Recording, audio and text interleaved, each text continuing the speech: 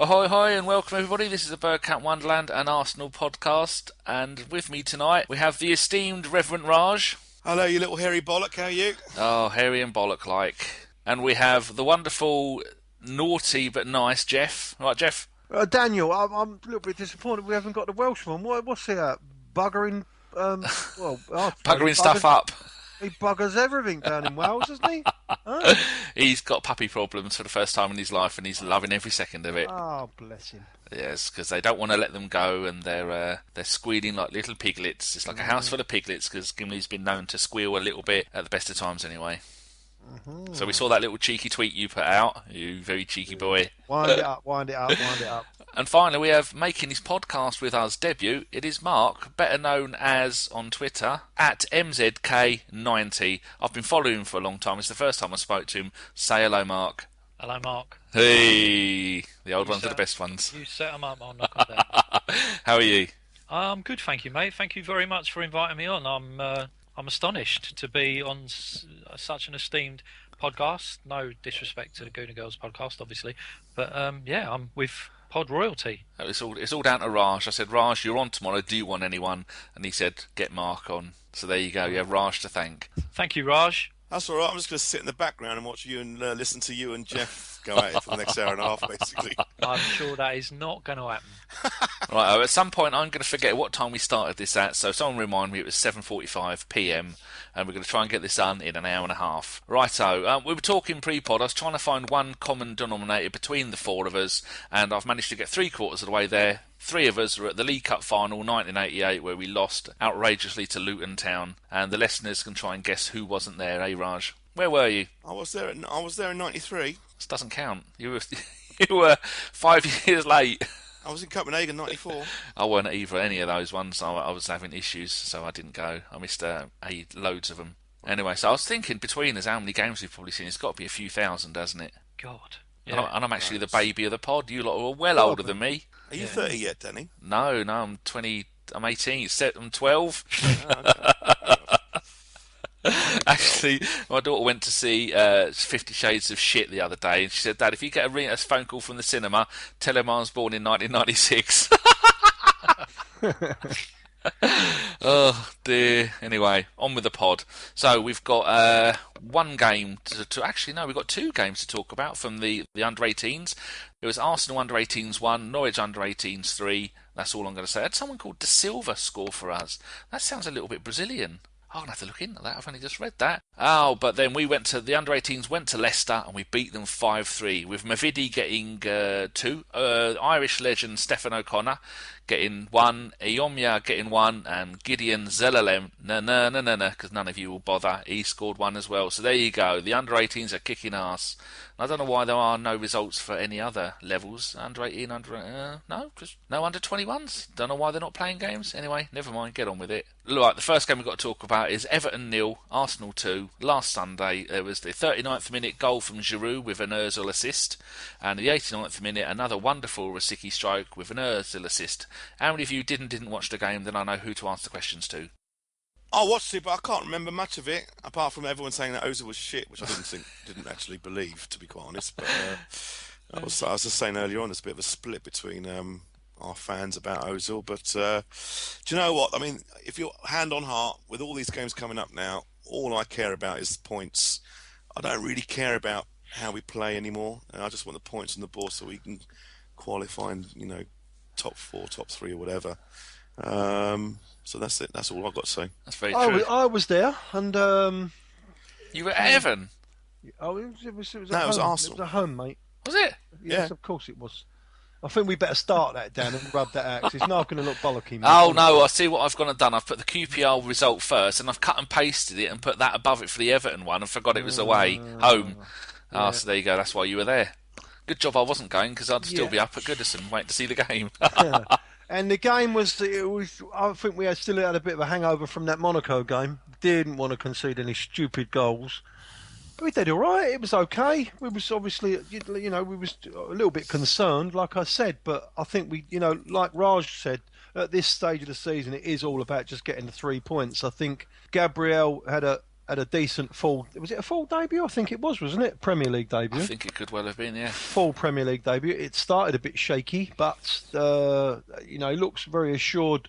I mean, he did one great tackle, didn't he? Just before, what was the lad up front that plays On for them? Lukaku. Lukaku. Takes I mean, no prisoners, does he? that was class, and he managed to come out with a ball. But like Raj said, it was all about the 3 points, and we did enough to win the game, and that's the main thing.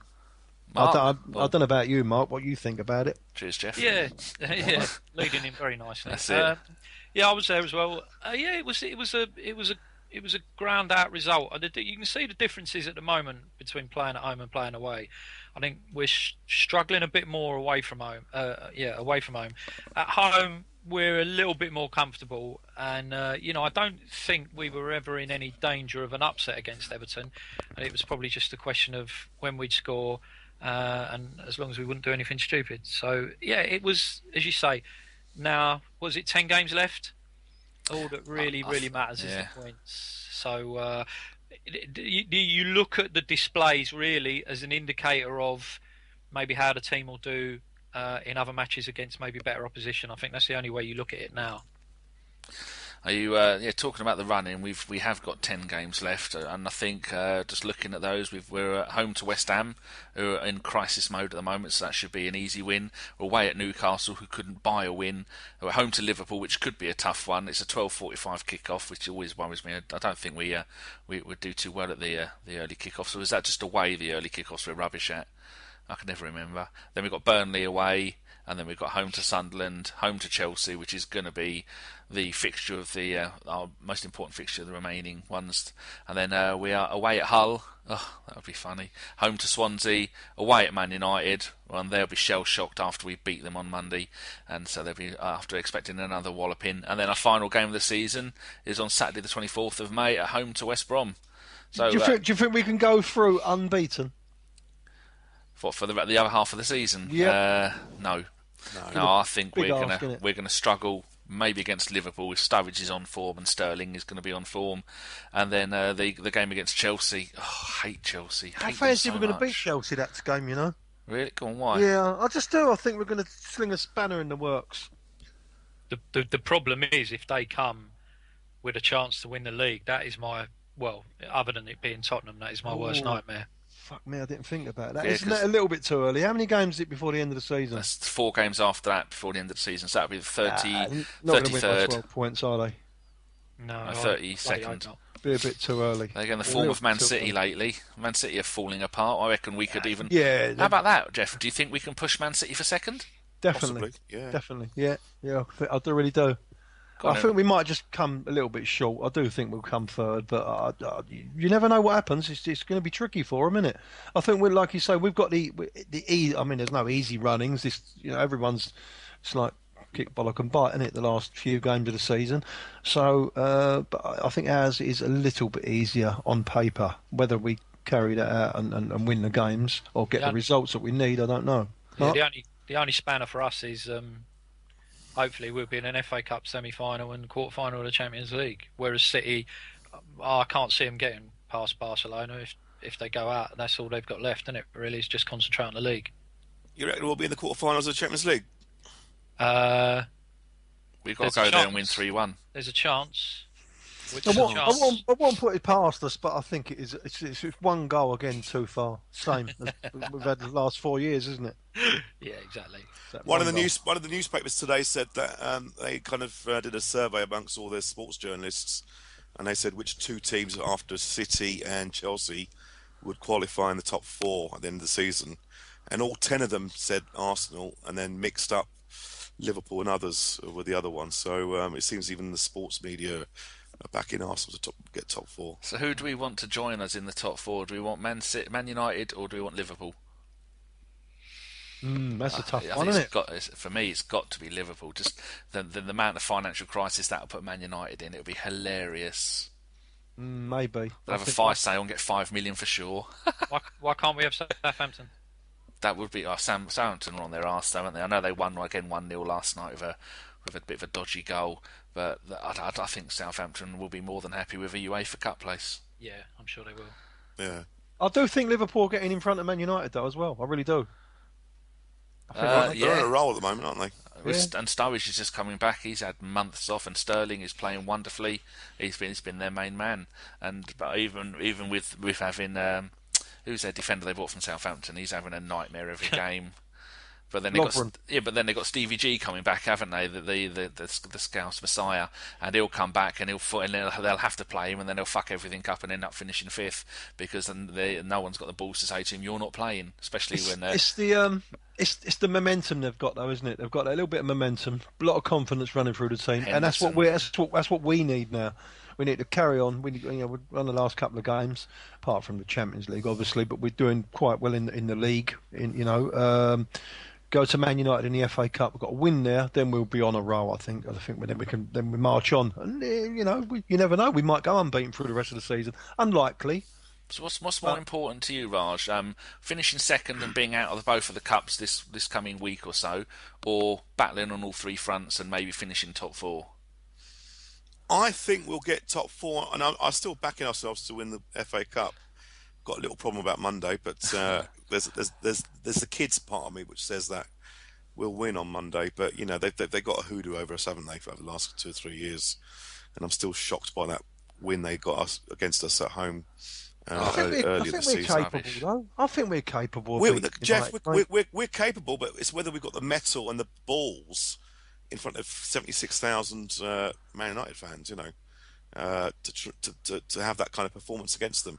I mean, I reckon we might just sneak it 1-0, but it's just the kid in me that does that. I mean, every match day I wake up thinking we'll win a game, so and then it all goes tits up, at 7:45 or whatever. But if we get past Man United, I'm convinced we'll win the FA Cup. Well, Man United have only got one injury, Van Persie. It says here on physioroom.com that he's out to the 4th of April. Mark, do you think that could be the deciding factor?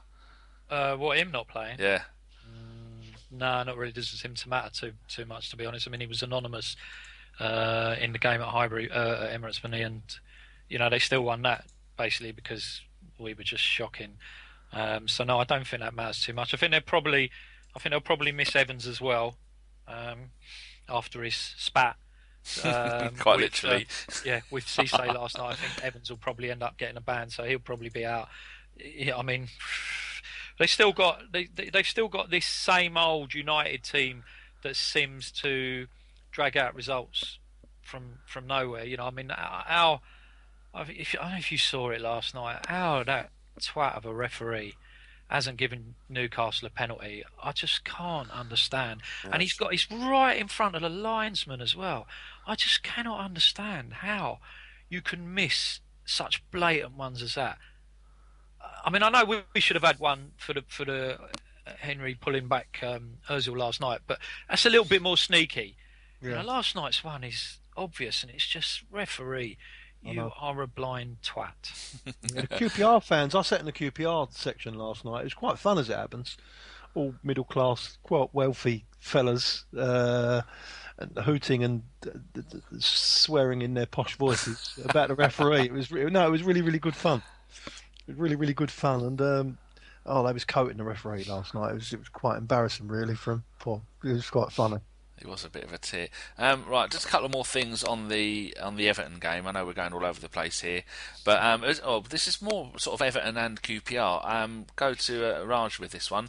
I've put down here, are you worried that Ozil and Sanchez have not started playing together like we all want to see? When I was writing that, I thought, in the kind of way they both have the ability of Henry and Bergkamp, where they think on a different level to every other player on the pitch. And remember the days in Henry and Bergkamp, they would just be it's just mesmerising watching those. Now we know that Ozil and Sanchez have got that ability, but it seems to be one will do it, then the other one will do it. But at the moment they're not synchronised and doing it at the same time. Do you think that will ever happen, or are you worried that it won't? I think it will happen. It just needs time. I mean, Ozil's been out for a lot of the season this year, and Sanchez has had a flying start, but they haven't had much time together. And I think everyone's just got to be patient. I mean, they're both class players, and they've got to adjust. I mean, Ozil probably hasn't paid back his £42.5 million just yet, but I do have faith in him, and hopefully he'll What's that? Mark. That's Mark choking on his Ferrero Rocher. Go on. I don't buy it about these. You know, when it's not their fault that it's not Ozil's fault that we spent £42 million on him. And I know it's expectation and everything else, but just I don't look at it like that. And if you discard the £42 million, he's still one of our best players on the pitch. I mean, I think he was brilliant last night. I've seen on Twitter that a lot of people said he was rubbish and stuff like that, but I think some of his touches were brilliant. You know, I think he's a fantastic player, and I think he's got so much more to come. And because he's got that languid style, and he doesn't really run back after he loses the ball, I think that's what he needs to really up his game. He's got to have a little bit more effort once he loses the ball, even if he has a little go back, because he just seems to just stand there with his arms at his all the one length and just looks up to the sky, doesn't he? If he could show a little bit of willing and fight back, but then again we're looking at Sanchez now, he's the mark, isn't he? I mean, you know, he just runs back for everything. I think you're right with Ozil last night. There was a thing of beauty he did in the first half, halfway into their half on the right-hand side of the pitch. He walked around 3 of their players. That sort of stuff was absolutely brilliant. Mark, are you not an Ozil lover? I'm kind of split. I mean, with Ozil, I slightly agree with what Geoff's saying, but we spent 42 million quid on him, which was virtually 3 times our previous transfer record. I know it's been discussed a million times. He wasn't a long-term planned buy. It was an opportunity that came up. Because Real Madrid has told they had to get rid of a couple of players. Yeah, when you know, really we were looking for Higuain, and then all of a sudden Ozil became available. Now, yeah, he's a world-class player, and from what you've seen of him for Germany and when he was at Real Madrid, you'd think, right, we'll have him because he's gonna work wonders for our team. Now, I don't think it's worked out. But I do think that, again, as I said earlier, I think Ozil is the Arsene Wenger on the pitch. He's split the fans, and you've got people who go so far one way saying he's shit, and then you've got people who go so far the other way who like pull up his stats and jizz all over him and say that anyone who hates him is a moron. So you've kind of got that split again. The truth is probably somewhere in the middle towards him being good. This is the problem. People who say he's lazy are being lazy, and I think we've moved past him being lazy. If I see someone else post another set of his mileage stats, I'm going to scream. Fine, he runs around a lot. As I always say, if we wanted someone to run around a lot, you know, Mo Farah would do it for nothing, so I ain't bothered about that. But he in his language style doesn't help, but that's just him, and I don't think that's going to change. Sanchez running around like the Tasmanian devil doesn't help him either, because he makes Ozil look even lazier. The problem I have with Ozil is that we all know what he's capable of, but I don't think he's delivering yet. And what I would certainly say is that we need him to start delivering in the big games. And until he does that, I think the jury has to be well and truly out on whether it was 42 million quid well spent. So how do you make him? Go on, Geoff. I think he's still coming to terms with how fierce the Premier League is. If you remember, I've said it before, if you remember rightly, it took Perez about a season and a half before he really got the gist of it, and then he was a world beater. I think he's in my top 5, Perez. He was just a genius. And at the same time, like you say, he has just come back, and he plays when he needs runners. He definitely needs people to pass to. He can thread a ball. You know, he's a great passer of the ball. You see it. But unless he's got them options on the pitch, then he gets a little bit stuck. So as long as we mould our game and help Ozil, I think we'll bring him on, and I think it will come on. You can see, you know, I think he had a really good game last night, one of his better games, and you know why? Because he was more involved. He had the ball a lot more, and he's one of them types of players that he needs the ball a lot to really keep at it. But I forget the £42 million, and I still think he's one of our best players week in, week out. He's Geoff, very, very tidy on the ball. Go on, Geoff. Sorry. You know, you're saying building kind of the team around him, or the forward half anyway around him. Then would you agree that he needs to stay in that number 10 role permanently for it to happen?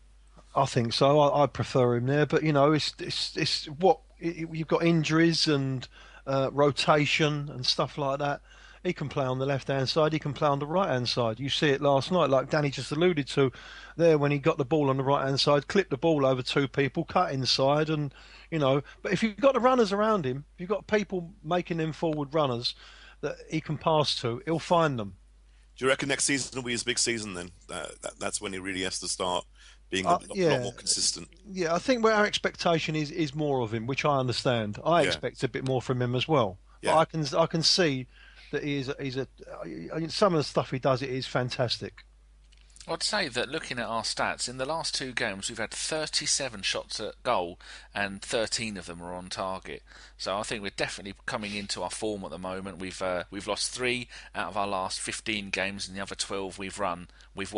And so I think this run-in that we've got coming up, we're definitely showing good form. Most of our team that are back fit and playing. I mean, we've got Monreal, who's got a little bit of a knock. Jack's having some work done on his ankle. He had one of the screws filed down because I think it was irritating him. Chesney, I think he's got a slight knock, but it doesn't matter because he's getting nowhere near the first team at the moment. So I think it's time for quite a bit of optimism that we're really on a good run. The team's all coming back together, and if we can beat Man United, go there and beat them, then the whole team is going to be on such a high. And I wouldn't be surprised if we go over to Monaco and spank them 4-0. Our only problem is we need to defend as a unit, and they defend properly. You can't just keep on having 6 and 7 players in the opposition half when you lose possession, because that is, good teams are going to counter, like you see in the Monaco game, like you've seen in our last 60 feats. Really, you can pick any one of them, and that is exactly what's happened. Until they sort that out, and they've got to sort it out amongst themselves. They must realise that if your left back is flying on, Bellerin's got to tuck in a little bit. You can't go too mad, and the centre midfield players have got to be wary. We are a very offensive team, and I don't want us to go. No disrespect to George Graham in his time, because we got a job done. We go 1-0 up, and it was game over. But I don't really want to see that football anymore. I like the football that we do play when we're free flowing and we're attacking and offensive. But at the same time, you won't win nothing the way we're doing. We need to defend correctly. Now, if we can get defending correctly, then we'll be a powerhouse. Well, Monreal, it says on Physio Room that he's back after a back injury on this Monday. So if he's back in the team, then, I mean, Gibbs has been good. He was really good at attacking last night. But I think last night it shows that Gibbs as a youth was a striker, wasn't he? When he was at MK Dons or Wimbledon, whichever way around you want to put it.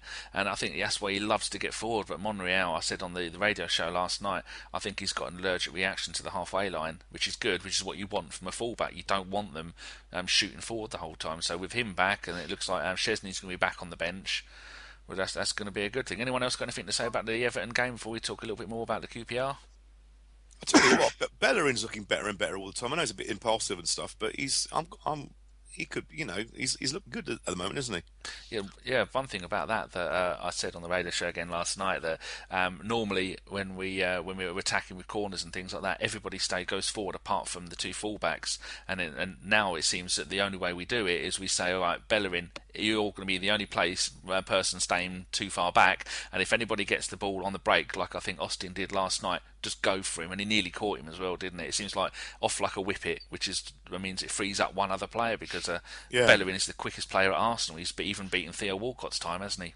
Yeah. Going back to Gibbo. Sorry, Mark, you carry on. Go on. Sorry, no, that's cool. Go on. I was only going to say over a certain distance. He is, yeah. I think it was. But 60 yards. He is looking good. You'd sort of now, you'd go into next season with Debussy and Bellerin, and you'd say that's good coverage at right back. Yeah, what I'm going to say about Gibbo, what I want from Gibbo is, we all know he's a decent attacking left back, left midfield player, or whatever you want to call it. I want to see him defending properly. I want to see. I don't ever see the lad tackle, to be honest with you. Very rarely tackled. Did you blame him for the goal last night? Yeah, not half. Yeah, definitely. I mean, you've got to close the kid down. You know that Charlie Austin. He hasn't got all flicks and tricks, and he hasn't got a lot of flair. But one thing he has got, if you let him turn and have a little sight of the goal, he's going to strike it. And he's got a great strike of the ball. I mean, how they never got on that? He had 3 or 4 pops beforehand. He could have had a hat-trick. Yeah, but that's all he's got. He's got a great shot, a good, accurate shot. He nearly scored a couple of goals last night. But as the ball's come across to him, you've got to close him down. Just get tight to the lad, you know.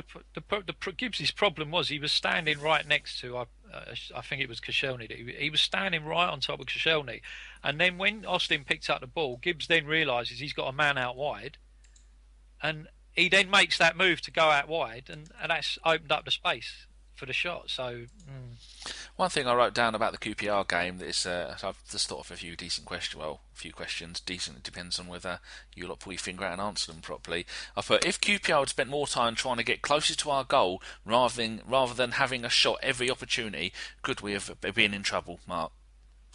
Sorry, what was that, Danny? Oh, you cheeky git. Did you not hear the question? He did that on purpose. To be honest, I didn't hear the question. Oh, right, I'll start it again. If QPR spent more time trying to get closer to our goal rather than having a shot to every opportunity, could we have been in trouble last night? No, I don't particularly think so. I think that probably a shot like that from Austin, or a set piece with Zamora's height, and Austin's pretty handy in the air as well, was their best opportunity. So I don't think they were ever really going to play their way through. We're quite good at getting men back and actually blocking off the little passes through, and we tend to be able to nick the ball and then come away with it. So no, I think their best chances were set pieces or an Austin shot. You got any thoughts on that, Raj? No. It was a funny old game last night. Again, it was the first half was. I'll tell you, it was a dodgy old pitch. It was a very, very bumpy pitch. It looked like to me. It reminded me of Highbury. It's very, very confined, very narrow. Not very. I think all pitches had to be the same size now, but that definitely felt smaller. It's just that the fans are so close. I've been there a couple of times. Quite a nice ground. I quite like QPR. It's a piss, mate. It's a what? Piss up. Absolute piss up. That's why I can't sit in the Arsenal because you half of them restricted view. You can't. Ball goes up in here, you can't see the ball. It's ridiculous. But it was like I say, the first half was a bit scrappy till we got to the gist of the pitch, and then the second half we come out. I mean, we could have really been 3-4-0 up, to be honest with you. And they had a little late flurry when they scored, and I thought, oh, here we go again. But we got through it. Main thing, wasn't it? Well, the stats from the game are shots 20, on target 9, off target 4, and Green blocked 7. Well, I should think it's Green, and no one else is going to be doing it, is it? And we had 57% possession and a 79% pass success rate. But the corners 6-1 to us, fouls, there's only 10 to them, 8 to us, and a couple of offsides for us, which is nice to see.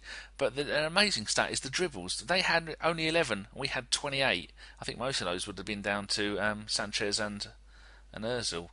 What did you think to our opening goal, Geoff, which was scored by Giroud in the 64th minute, that patch? Because halfway through the first half we had a fantastic run of I thought, that's it, we're going to score a few here, and then it went back to a little bit of football tennis, where back and forth the whole time, and then we had another purple patch in the second half where we scored 2 goals in 5 minutes. What are your memories of the Giroud goal and then the Sanchez goal? Well, we looked like we was going to score every time we went up the pitch for maybe 3 or 4 occasions, and then I can't remember. I just remember it coming in a little bit from wide. I think it was it Sanchez, and it rebounded a little bit, and it's bobbled to him on the corner of the 6-yard box there, and he just smashed it home. Listen, them goals, they're easy enough goals to score for a decent centre forward, but they enough make a difference, because once you're 1-0 up, the pressure's off you a little bit, and that means QPR had to come out and try and gain something out of the game and push on a little bit. And like I say, we should have gone on and got 2 or 3 more really, and without Robert Green, we most really would have done. Everyone quite rightly goes on about Sanchez's goal, which was superb. Can't disagree with that, but. Giroud, that was a proper poacher's goal, that, and I'm well impressed with him recently. He's been scoring goals. He gets a lot of criticism and stuff. I still say he's not the number one striker that we need, but he's doing his job. And I thought everyone forgot about him last night. They were going on about Sanchez all night long on Twitter. Everyone's quite impressive. Mark, what were your thoughts on the game? On the game overall, or the goal? The goal, both the goals and the game, I mean, It was tight. It was quite a tight game for a long time. Neither side looked like they really were going to take hold of it, and that. It was our sort of finesse against their blood and guts, and I think the longer it went on, in the second half we really did start taking control and were creating some decent chances, and it was just a question of was someone going to take one. You know, nice play from Alexis for the first. Good run again by Gibbs. It's what you lose from Gibbs at the back is maybe what you get from him up front. And he a little bit of fortunate that it fell nicely for Giroud, but again, he's poached it. If he's not there, he's not going to get a chance, so he slots it away. Second goal. What can you say about Ozil? I mean, it's a ridiculous bit of skill. Bamboozled the furlong. Give Robert Green the eyes, and then pings it in the near post. It was a great goal. I was just trying to remember, the chance he had where him and Giroud robbed the centre half. Yeah, and Alexis was through. Was that at 1-0? it was. Yeah, Was that just 1-0? just after 1-0, wasn't it? Yeah, because that reminded me of the chance. Because the chance he had at Palace to make it 3-0 at Palace that he missed, which was more or less the only chance we had in that second half of that game. If we've got to put some of them away and stop this last 10-minute panic attack. I was a little bit surprised that he wasn't more assertive and put that away. He was looking for someone, wasn't he? I was surprised that he just didn't take it on himself. He could have most probably gone round Robert Green. I'm not being funny with you. Milk turns quicker than that Robert Green. You know what I mean? So he could have just done a little trick, gone round him, and slid it home or something. I can't see why he didn't have a shot anyway. But he was looking for, who was it on the right hand side? Was it Ozil or someone that was on the right hand side? He was looking for him. Oh, Giroud, I think it was. Yeah, I think so. Yeah, and he was looking for the pass, and then he got stuck on the ball, didn't he? Really? So there you go. Strange old one. Raj made an interesting point. Back in the days of Alan Smith and then Ian Wright, the entire team was just give the ball to them and then they would score 20, 30, 40 goals, well, not 40, 20, 30 goals a season. And then I used to think, well, if they didn't score, no one else was really going to score. But you look at our team at the moment, Sanchez 19, Giroud's got 13, Santi's got 8, I know a lot of penalties, and then you've got Welbecker's got 7. Bloody hell, I didn't realise he's got 7. I think some of the other hat-trick, wasn't it? And then you've got Ramsey's got 6, and then and Meset's only just come back, and he's got 4. So as a general thing with Giroud, I don't think there's as much pressure on him to score. I mean, he's got 13 goals in 16 starts, but I don't think there's the pressure on him to score all the goals like there was back in the Ian Wright and the Alan Smith days, because the rest of the team are scoring around them. So what do you think about that, Raj? No, it's definitely a great spread of goals between players. It was same as last year. The question is, do we carry on with Giroud and not bring anyone else in the summer, another striker? And do we just rely that Giroud will score his usual 15, 18 goals, and then everyone else will score 10, 12 between, each or whatever? That's the big debate. I'm not too sure myself. I still think that if we got that 25 goal a year striker, we'd be proper challenging next year. I think. Go on, Mark. Sorry. No, it was me, Geoff. Go on, you go. I think that if Giroud had a full season for Arsenal this year, he'd definitely get 25 goals. Absolutely guaranteed. I don't know what his stats are, but I saw a stat the other day. Has he played 100 games yet? And he scored like 49 goals or something like that. He scored his 50th goal just a couple of weeks ago. There you go. I think he's played 100 and odd games. 120, 52 goals. 120. That's not bad, mate. Honestly, especially the role that he does, where he's not an out-and-out striker. Yeah, and it's not bad, and he's changed his game, Giroud. When he first come, he was trying to still fancy flicks and tricks and that. As you see now, he's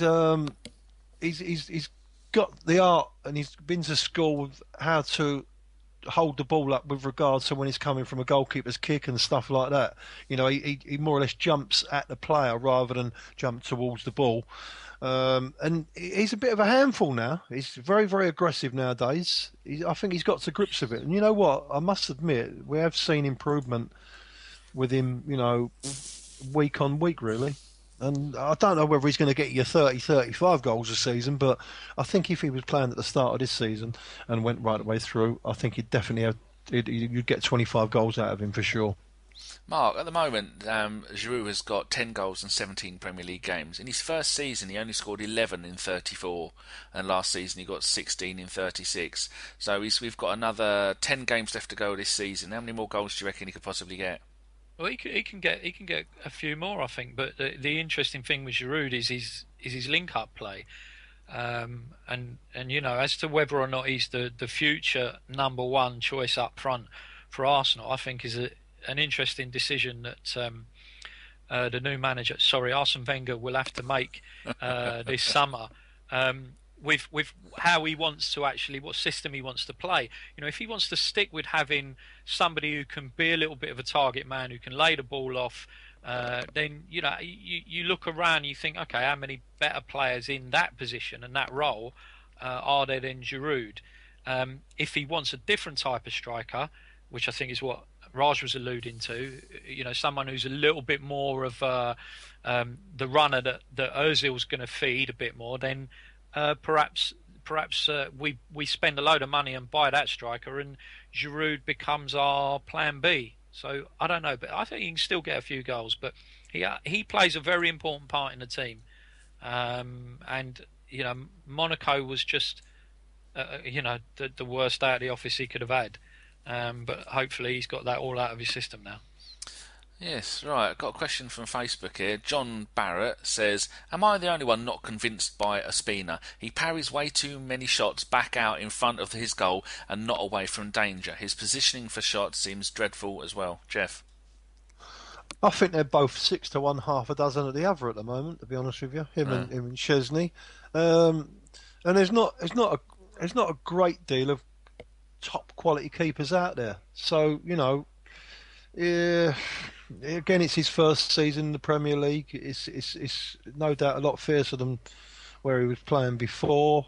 A lot more aggressive. The centre forwards, they're all over him. You see it. I mean, what I do like about him, he's very brave. He does come and he punches, doesn't he? Gets clattered a few times, which he's going to get in the Premier League. I'll run with it, mate, and see how he gets on. He's a decent shot stopper, which a goalkeeper's got to be at this level. Angles. I mean, that goal last night, there was a lot of. Pardon me. There was a lot of people saying that he was at fault with the goal, but that Charlie Austin, he can strike a ball, mate, and the ball moves in the air. And I think that like we've alluded to before, it was a defender's fault rather than the goalkeeper's fault. I think that he thought that the defender was going to get there and at least get a block in or something, but. I'll run with him, Ospina, see how it goes. I don't think he's made that many mistakes that's cost us too much.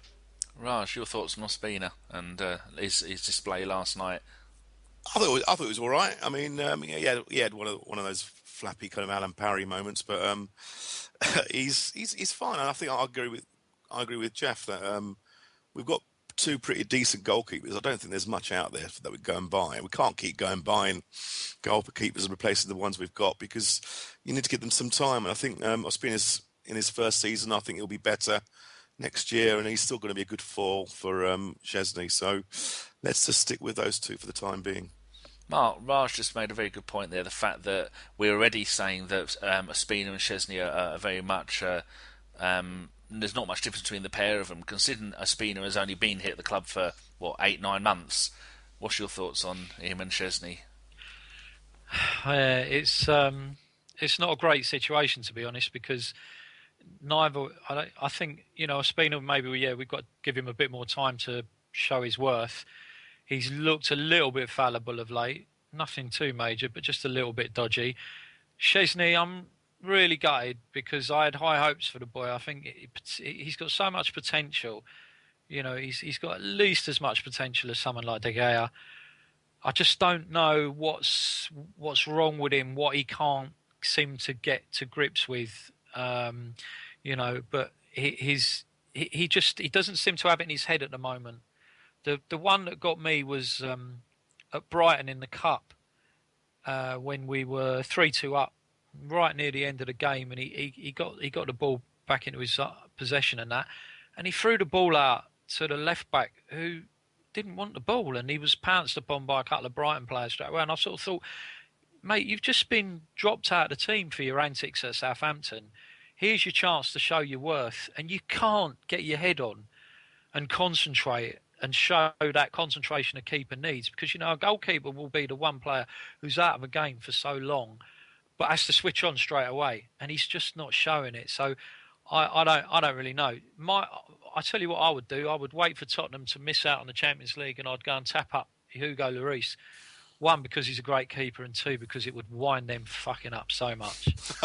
He did have Arsenal written all over him, didn't he? He was a French goalkeeper. He was brilliant, and what I think because Wenger has so much faith in Szczesny, that's why we didn't go for him. But he's made a few cock-ups as well over the course of the couple of seasons he's been with Tottenham, like all goalkeepers. I mean, goalkeepers, they do make mistakes. When you're playing with Sandro, that's not that's understandable, isn't it? The bloke's a donkey. Like last night, a donkey as well. Got a question here from Facebook from Omar Khan. Though I loved Rosiki's energy, am I the only one who saw several misplaced passes on the night, better suited as an impact sub, perhaps? Mark? I think we love him. Sub, he makes a good sub, but sometimes I think he's definitely a rotational player because he can slot in there and do what we need him to do. I think Tommy's, hopefully, I don't know whether there was some talk about a 1-year contract extension or something today. Was that where they were talking about, I think? I've only been up. I only got out of bed at 6:30. I've got no idea. I haven't seen it, but I think we should get another year out of him for sure. I would have thought so. The amount of time he spent injured, he should have some miles in the legs left. He certainly doesn't show any signs of slowing up yet. But it's his testimonial year next year, and I think that's the least we could do for him is just give him another extended contract, let him have a testimonial, because he probably will be one of the last players ever to get a testimonial at the club. They still do have testimonials. I think they do. I haven't heard of one for ages. No, I think charity, surely, doesn't it? Yeah, they do the game, but I think don't they just give the money to charity? Oh, they do. I think it's just the prestige of the night all being about you. I don't think any of them ever take the money. Testimonial with Dortman, who we got. That's why, yeah. I think he's definitely worth another year. He's still got great legs. He's got great energy. He's very, very positive. He's always looking forward or running forward. And he's got a wealth of experience. So I don't see any problem in keeping him at the club. Definitely.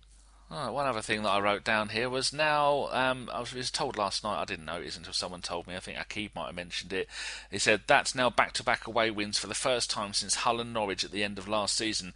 Are we hitting form just at the right time for the run-in, Raj? Yeah, we always do. We are. That's why 10 journalists backed us this morning in the newspapers. We are absolute experts in the running, and we've got an easier run set of fixtures than the other teams. And we do it year in, year out. We'll qualify for top 4. We are in form at the moment. Geoff? Yeah, definitely. I don't see there being a problem. It's a shame we haven't got another 6 games at the end of the season, because I think we could really, really push on.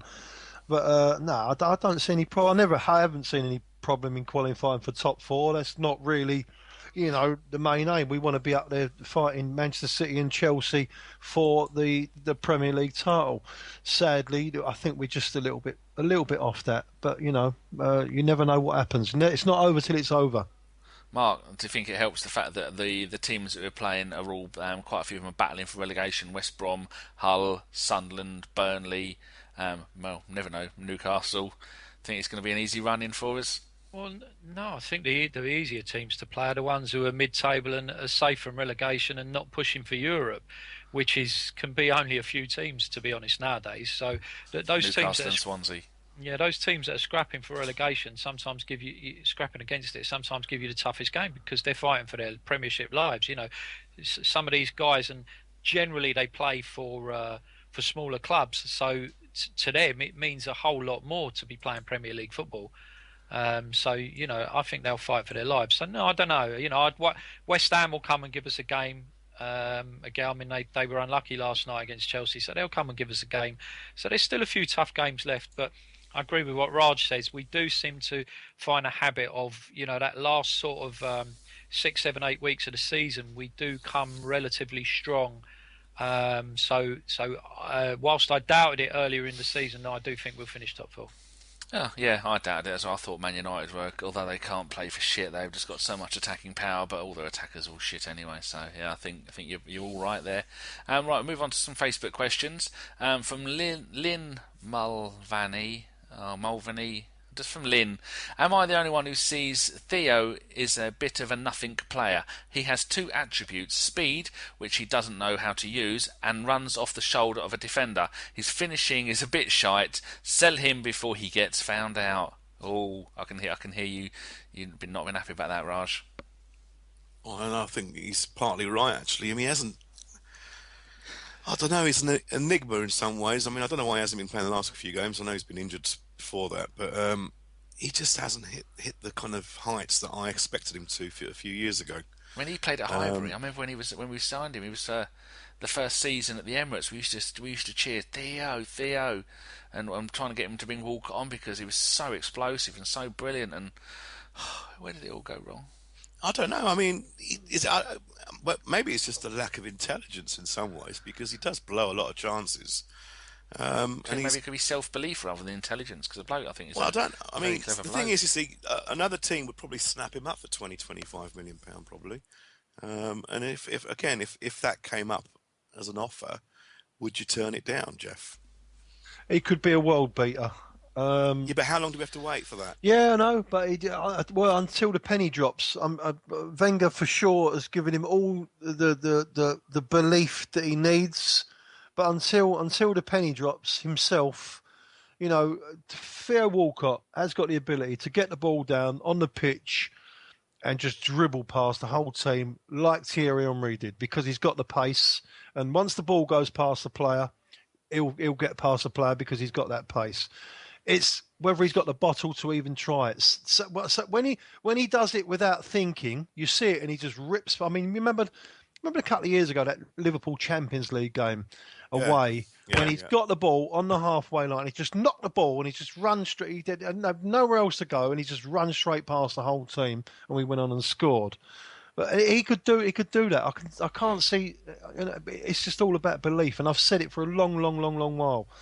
In my opinion, I don't think he believes in it. He could be a top class player. When does he run out of time? I mean, Well, that's it. Well, we're getting near that time, aren't we? Really, But Wenger, he has got he tends to just let people carry on until the penny does drop, and honestly, I think he could. I really do think he could be a world beater, Theo. But like you say, he hasn't really done it for us. And Danny said it earlier on about how good he was and all that. You know what? He has in patches, but not really. Not over a whole 90 minutes has he taken the game by the scruff of the neck. No. Mark, have you got your socks on? Are you holding on to them? I've got two amazing stats for you. You ready? Yeah. Next season will be Theo's testimonial year. Yeah, I was going to say, I remember him standing next to Diaby in the mulberry or claret, whatever colour that was, shirts when we signed him in the January of the last season at Highbury. So if he stays, testimonial. See, I thought he played a game at Highbury, but he didn't. He had no games for us that season. And anyone have a rough guess at how many games he's played for Arsenal? 12. 230. 231. I'm going to go German on him. 270. I was on mute. I beg your pardon. 290. He could pass 300 games this season for us. So who was right there, Dan? The closest? Yeah, I think you were. Hey. Oh, all right, fair enough. And he's scored 72 goals. And he's So that's quite surprising. We've got two players in the same season next season that are going to be playing in their testimonial year. That's quite impressive, right? Only one, because we'll sell Theo. Do you reckon? Who to? Liverpool? We'll sell him at Liverpool or United for 30 million quid. I was thinking about Liverpool. Geoff, £25 million. Would you take it? Would you sell him? I'd drive him there tomorrow. Would you really? Yeah, I would. Blimey. Okay. I think we could. I say that now, right? But then You'd miss him. Yeah, well, he'd come back and he'd haunt us. I know he would. But I'm so disappointed. I'm just disappointed because I know what he could be, and he's just not doing it. And I just wish he would. I wish he could believe in himself. £25 million. Was he going to do the same thing as he'd been done over the last 4 or 5 years? I think anyone would take £25 million if he was going to play that for the next 2 or 3 years. But, there is always that chance that a penny will drop and he'll turn into an absolute worldie. I don't know, Raj. I really don't know. 25 mil, I don't know. I think that sums us everybody up with their feelings about Theo. We'd all love for it to work out. This season, 3 goals in 9 games. Last season, 6 in 18. So he's got 9 in 27, which is 1 in 3. But just wait till he gets a bit of confidence back, gets a few goals, and he might get like he was in 12-13, where he had 21 goals in 43 games. He scores goals. He does score goals, but I look at the 90 minutes or however minutes that they play on the pitch, and he could do a lot more for the team. I think Danny summed it up. It's taken him 2 years to score 9 goals. A lot of that was injured, though, wasn't he? Yeah, that's what I'm saying. That's another factor. That's not really helping, unless you look at it and realise he's been injured and a massive. Dom was saying, our fitness and expert was saying that a few years ago was the kind of injury you'd never come back from, and they said it's going to take him a good 6 months before he is back to the player that he was before, because he's permanently going to be paranoid. Well, I think he'd be paranoid about the fact that he's going to injure it again, especially every time he goes in for a crunching tackle. It's not going to be like because he is quite a small-built player, isn't he? Because remember when Serge Gnabry was coming on and playing in the same position as Theo was, and you thought, bloody hell, you're not going to get Serge off the ball. That's a problem that Theo's got. He's a little bit lightweight for that position. How old is he now? Is he 26, 27 now? Is he 26? 24, 25, I think. Is he? No, he's 26 on the 16th of March. Oh, yeah, he's getting on a little bit. I mean, no, what I mean is for a footballer, he's going to mature to his most value over the next 18 months. If he's going to be sold, he's got to be in the next 18 months. Like we'll sell him and then he'll go on and get 30 a season. But I'll tell you what I think about Theo. I think he's going to get to 28, and the penny will drop, and he'll be colossal for the last 4 or 5 years of his career. If his pace doesn't drop off then, though.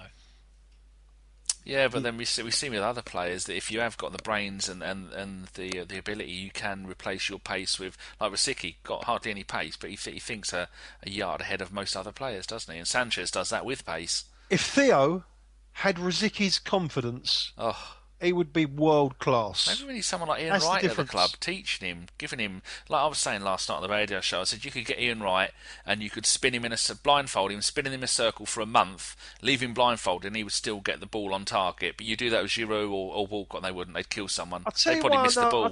I'll tell you why I know he suffers a little bit with his confidence, right? Is because every time he receives the ball, he's always looking to give it back to the fullback or play it inside to the midfield. Instead of getting the ball down, spinning, facing up to the defender and saying, right, come on, let's have it. Drop a shoulder, go past him, and he might, because you are going to get done against a good defender. But there'll be 1 or 2 times where he'll rip the pants off you and he'll create a chance. He's scared of that. He shouldn't be scared of it. Just go for it, lad. Ox is nicking his position at the moment. I like the Ox. Because what Ox does is what Theo needs to do. He's got flair as well. Exactly, spot on. And he likes to have a shot like we saw against Monaco. He loves to have it. You could never imagine Theo scoring a goal like that, could you? I don't know. He's got a good technique. And the Ox as well. His technique is brilliant, isn't it? Not his game. I think one of the interesting things about Theo is after the end of this season, he enters the last year of his contract. So we get that whole thing that we had last time, where it was all about the money. Now, we got the big money last time, so what happens this time? Has he actually done enough to merit another pay rise? I don't think he has. So therefore, he has a personal decision to make about whether he stays or he wants to go try and stick out and leave on a Bosman and get a big signing on fee and a huge contract somewhere else. On the flip side of that, you remember all the stuff about sign the ting and all that we had the last time he was in the last year of his contract? Not hearing it now.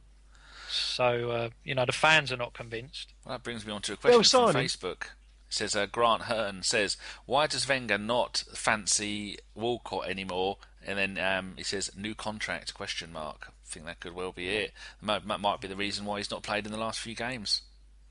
Because it's got absolutely no reason at all. No? I don't think he's. We've got more options now. That's the main thing about it. We've got more options, and maybe they're playing better in training better than Theo is.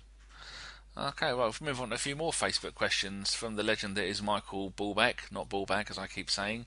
Massive game on Monday. What do we do to get a result at Old Trafford? Does Wenger make changes? Does he keep a winning team? Can we afford passengers like Ozil? I don't think so. Who wants to take any of that? We got to play our best 11, which includes Ozil, to be honest. Playing him on the We've left. got to, playing him in the 10. In some ways, play shit or bust football with a bit of discipline. Because they can't defend. They've only got one defender and he's in goal. Just got to go for it and not worry about the crowd or whatever, and show a bit of passion and a little bit of discipline, and you never know what can happen. But they do have that hoodoo. That's the problem. That's one big worry. When will it end? It's going to be an interesting game, isn't it? Like you say, you've got to go there with your full team, as strong as you possibly can. It's absolutely imperative that you score the first goal, because if you go 1-0 behind at Old Trafford, it's difficult, and we have that mental block if we go 1-0 behind against these teams, don't we? We have over the last 5 years anyway, at least. Yeah. If we go in front, it'll give us a little bit of a platform. United will have to come out to us. And the one thing, again, that we've got to do, if we defend right, we'll win the game. If we don't, then it's a toss-up. Simple as that. Mark, how about that comment at the end with, can we afford passengers like Ozil? I don't think so. Would you describe Ozil as a passenger? I know we talked about him a little bit already, but I think that's a very harsh statement. It is harsh, and it's as I said, it's where people go too far on both sides of the argument. He's not been as great as some say, and he's not as poor as calling him a passenger. I think Ozil at the moment has to start in the number 10, and the rest of the team pretty much picks itself at the moment. I guess we're going to have to go with Per and Cos after Gabriel's injury last night. No, I think we just go up there. The crowd doesn't worry me in the slightest, because I'll tell you what, 9,000 Gooners are going to make a shitload of noise. Yeah. So we'll make more noise than them, believe it or not, won't we? Oh, we will. If we can go up there and get beat 8-2 for a regular league allocation, and you can still hear our fans singing, mate, on that cup night, it is going to be mighty, I tell you. And I'm just looking at their home record at the moment. Their last 14 Man United their home games, they've won 11. They've lost to Swansea and Southampton. They drew with Chelsea, and that's it. And they're currently on a run of 1, 2, 3, 4, 5, 6, 7, 8, 9, 10. One defeat in 10, and the other 9 they've won at home. So they'll go defensive against us. They'll definitely go defensive. They'll pack that midfield out. They'll have 5 across the middle, 3 at the back, and Rooney will most probably drop in as well. And I think they'll just wait and just let us, they'll just block up the middle, stop our little angled passes, and just try and catch us on the break. Right, got a few more questions from Facebook. K.A. Leighton says, what is needed to unlock the most of Ozil's potential? A change of formation? A striker with a different makeup of attributes? Or is he simply not in his most vintage form for Arsenal? Raj? Keep him at number 10 and get a striker that you can service other than Giroud, probably. Off the top of your head, what sort of have you got a name for a striker? No, just someone. You got to remember that we're all, when we bought him, we were expecting the Real Madrid Ozil, but he was servicing the likes of Ronaldo and Benzema, and he came here and he didn't have that quality in front of him. No one can dispute that. So it's going to take time, and we talked about whether we should have another striker or not earlier on in this program, but I think we should. I think we should, because that investment will not only create the goals for us, but also make Ozil the kind of player that we want. How about Higuain? He's I think he's at Lazio at the moment with. What about Zico? That City player? Zico. Dzeko. I'll take him. I quite like him. I know he doesn't score that many goals for City, but he doesn't play many games. Well, there's a rumour that Jovetic is on his way out at City.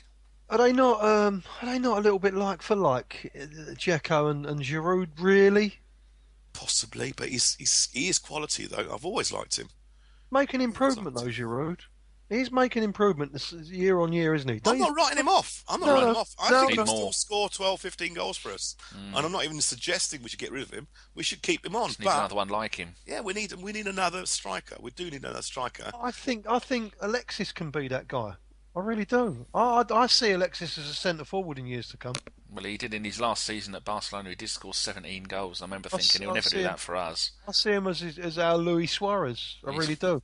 He's better. I mean, Louis has shown in Barcelona that there's more to his game than just goals. Because already at this point in the season, he's now got more assists than he did in the whole of the last season with Liverpool.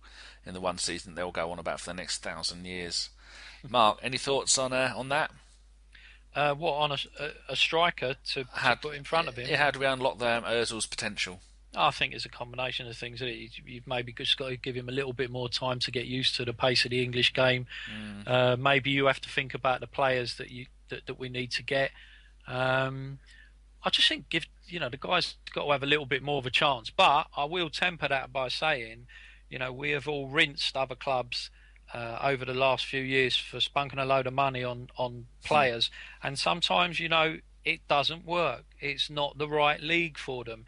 I mean, you look at someone like Torres, who was world class at Liverpool, moves 200 miles to Chelsea and turned into John Hawley. So it's no guarantee that anything we do will work for Ozil.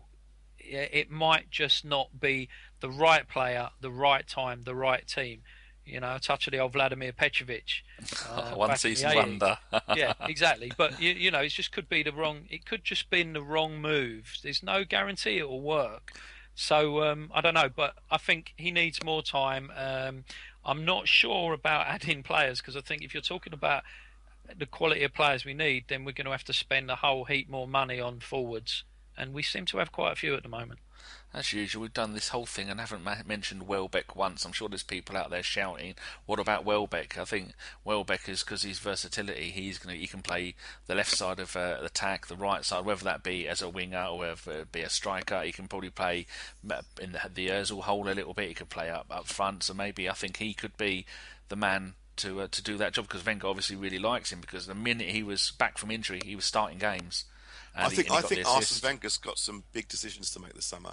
Yeah. Not about just buying players, but about who to release. I mean, I mentioned earlier on there was a debate on Twitter earlier on about whether, if Coquelin is playing so well now, do we need to get another DM? So that's a question. I mean, I think we do need to get another DM anyway. Well, Flamini's contract is up in the summer. No, he'll definitely be. We get rid of Flamini. Some of the questions, some of the answers were, we should maybe get rid of Flamini. Do we get rid of Arteta? So there's some big decisions he's got to make, because are we not just going to be buying for the sake of buying? I mean, you look at that. You look at Coquelin. I think he's been amazing the last few games for Arsenal. Yeah, last night again, he was different class. The way he crashes into tackles, he just gets his foot in there at the right time. And who are you going to buy this? You'd have to give 30 or 40 million pound for a DM. I mean, if someone like Pogba comes online, but he's going to be 90 million euros or something. Some madness, He's He'll not be going off to to Real Madrid or Barcelona. Yeah, I think give Coquelin a go and see. I mean, I don't think he's doing a job at the minute that you're not going to get too much out of somebody else anyway. Really. Well, I think that's why this debate started, was because a lot more Arsenal fans are now saying that perhaps Coquelin should be given that another year and given that support, and maybe we don't need a Schneiderlin or another DM, but you don't know. I mean, where does Jack fit in with all this? Christ knows, no idea. No, it's tricky, isn't nobody it? knows. You got Jack and you got Rambo. I mean, you've got guys like that full of potential.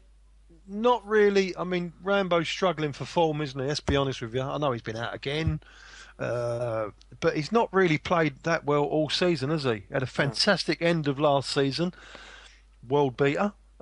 This season he started up, and he just hasn't really done anything for us. He's cost us in a few games, So where do the guys like that? Where do they stand with Arsenal? Go on, Mark. What about Jack Wilshere?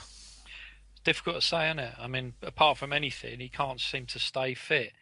So you have to, regardless of how much talent you've got, if you can't get off the treatment table onto the pitch for sustained periods of time, you're never going to be able to build up form. The other problem you've got is, where does Jack fit into the Arsenal side and the way it's set up at the moment? Do you put him alongside Coquelin? I don't know. It's a real conundrum, but I'll tell you what, it's better than not having enough decent players. At Yeah. least we know that these players are Yeah. of a certain quality. They just need to show that, one, they can get in the team and stay there fitness-wise for a while, and then they can actually step up and push forward. I mean, on the subject of Coquelin, the boy has done really, really well. I think it would be a mistake to just rely on it, because we've seen that players can have a great season. Geoff, you just said, Ramsey last year, he looked fantastic. This season, he's been poor. He's been very, very poor. So, why does that happen to Ramsey? What's to say it won't happen to Coquelin? After one good season, he might start thinking he's Bertie Big Bollocks and lose his attitude and it go off the boil again. So Bit like a song. Well, exactly. I think it would be a risk. I think there's two brilliant things about Coquelin coming into the team was, one, we bloody needed him to have a player who has done what he's done, but two, he showed what a top class sort of holding central defensive midfielder can actually bring to our team and allow the other players to do, which is what we've not had for ages. So I think you buy an upgrade on Coquelin, you keep Coquelin as the spare, and you tell Arteta and Mickey Flame goodbye. Well, looking at Wikipedia, the players whose contracts are up this summer is Diaby and Flamini, and I don't think either of those will get offered another contract. And then we've got players in the youths coming through. Jack Jebb's 19, Ainsley Maitland-Niles is about 17, and then you've got Super Dan Crowley, future Arsenal legend. You've got Ormond Otwell, another useful player that's coming through. So we've got all of those that are coming 17, 18.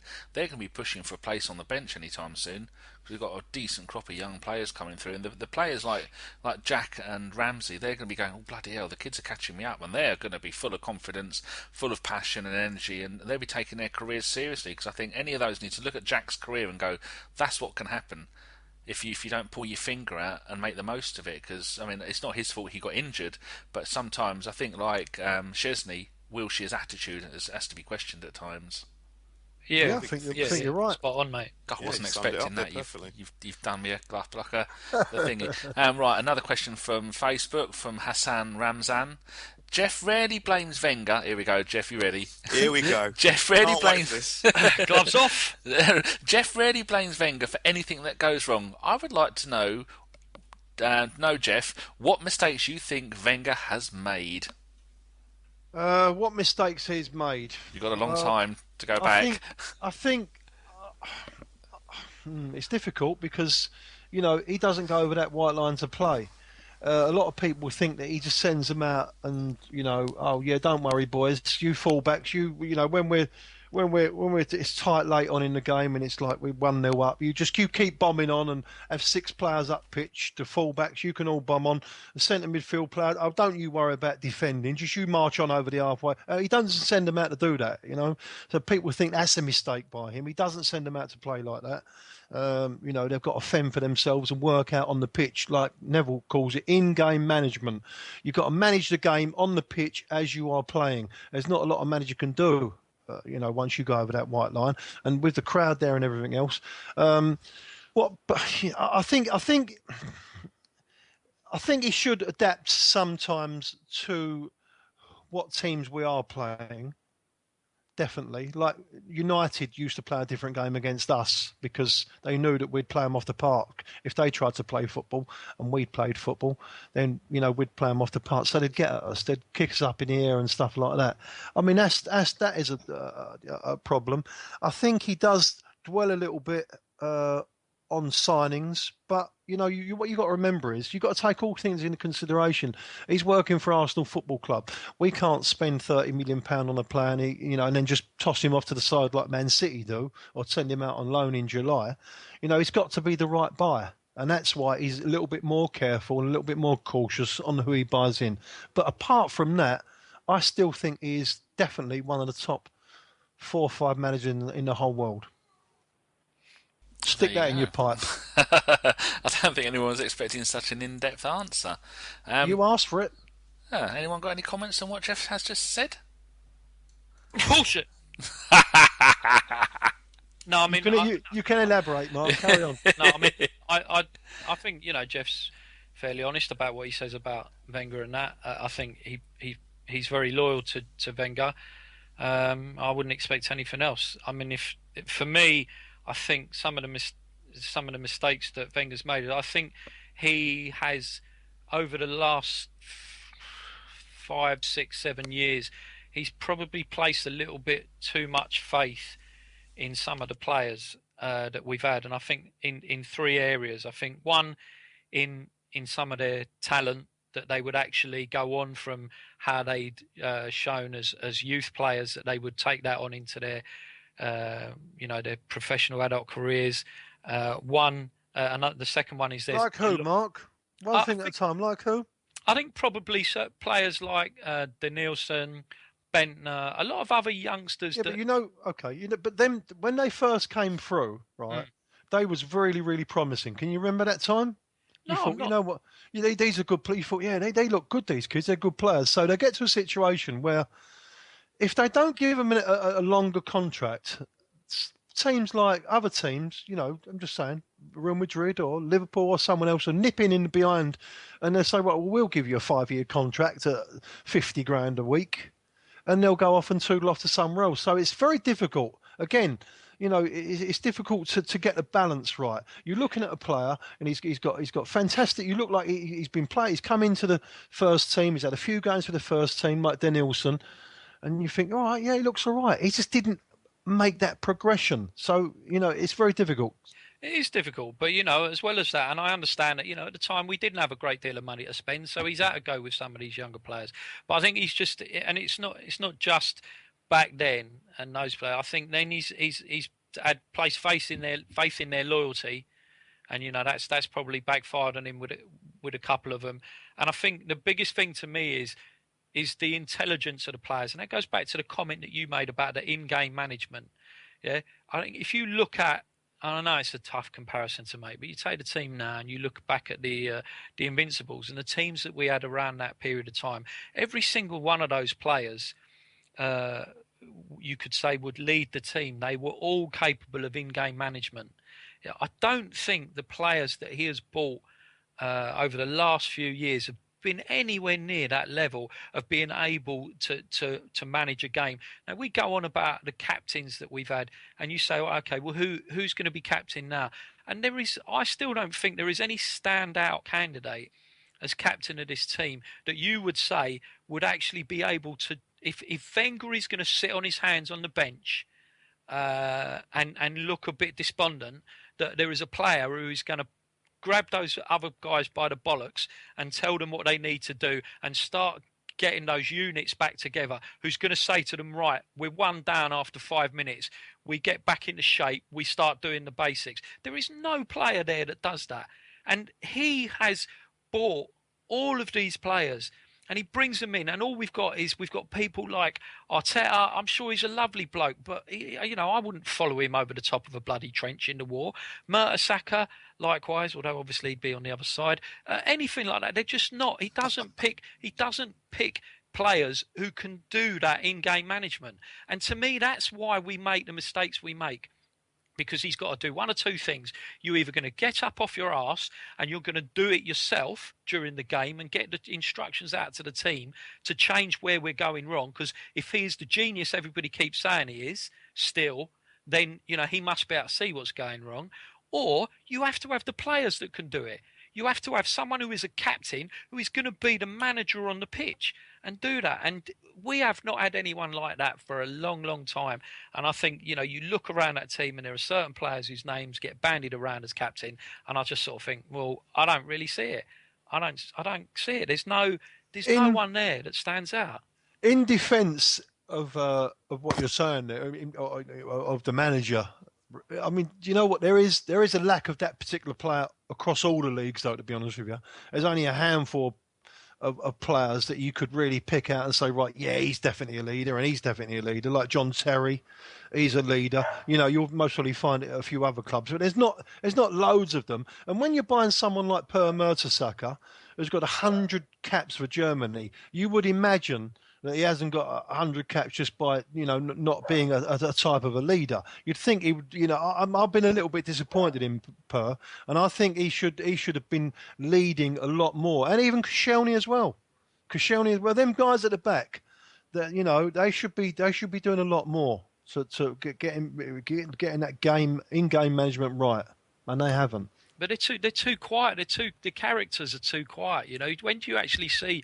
I remember, when I think was it last season? There was the time when I think Mertesacker balled Özil out, didn't he? At one point, and I remember everyone saying, "Oh, it's what he needed." Blah blah blah. But you just don't see it anymore. I think, as from Per's point of view, it's probably because he knows he's had a pretty poor season, and he's having to try and concentrate on just keeping his own game together rather than being able to look at the team. But I still think they need a really big character who can pull that team together. And no doubt, all it'll be is like you've just pointed out, Geoff, there isn't a surfeit of these players floating around the game.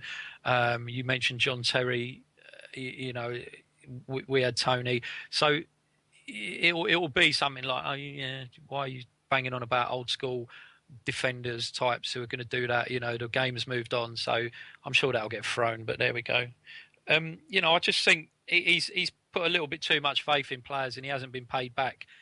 Is that his fault, though, Mark?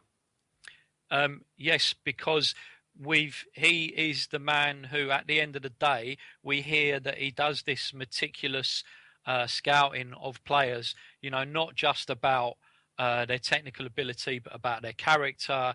How they may adapt to a different country, how they may adapt to a different league. How they may adapt to a different position that he may see him fitting in. So we hear that. So they should be the right type of players. He buys them. He coaches them. He gives them the tactics that they go out with. He motivates them. I mean, at the end of the day, they are his representatives on the pitch. So I do think that whilst he can't go out and play the game for them, and I'm sure that he can't be blamed for Giroud spooning that one over the bar against Monaco.